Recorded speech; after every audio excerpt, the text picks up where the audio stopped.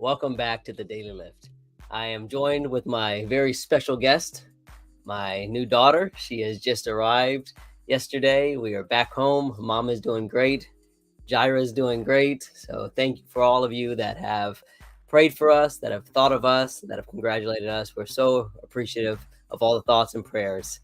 And I'm just overjoyed to be able to welcome this baby number 8, into our family and to celebrate the incredible gift from God. And as I was at the hospital, I was reflecting on Psalm number 127. And here, Solomon, who writes this psalm, is talking about the blessings of children. And he says, "Behold, children are a heritage from the Lord. The fruit of the womb is a reward. Like arrows in the hand of a warrior, so are the children of one's youth. Happy is the man who has a quiver full of them." And they certainly are a blessing to us. And this causes me to reflect on how precious these children are and the ways that they enrich our spiritual and our parental journeys. And as Solomon talks about here, he declares that these children are a heritage from the Lord and that they are a reward from him. Each child is unique and they are such a precious gift entrusted to us by God, because we are just stewards with these precious souls.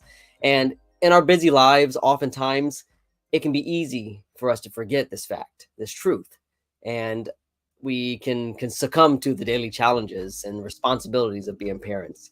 But let's take each moment that we have and marvel at the gifts and the joy that each child brings to our homes. And Jesus teaches us to lay up spiritual treasures, and he tells us to invest in these spiritual things. And our children are among the greatest spiritual treasures that we can invest in. And by raising them in the nurture and the admonition of the Lord, we are sowing seeds of faith that will bear fruit even throughout eternity.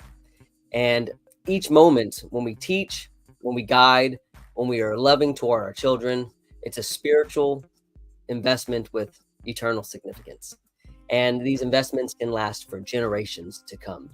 And in Matthew chapter 18, verse 3, Jesus says, "Assuredly I say to you, unless you are converted and become as a little child, you will by no means enter into the kingdom of heaven."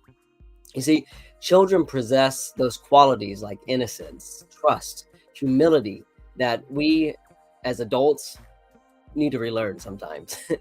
And they remind us of the simplicity of faith and the pure joy of being in God's presence. So let's be inspired by their example and let's strive to cultivate these childlike qualities in our walk with the Lord. And you parents, I know parenting's challenging, but it's also deeply rewarding. And so as we navigate the ups and downs, let's remember that we're not alone.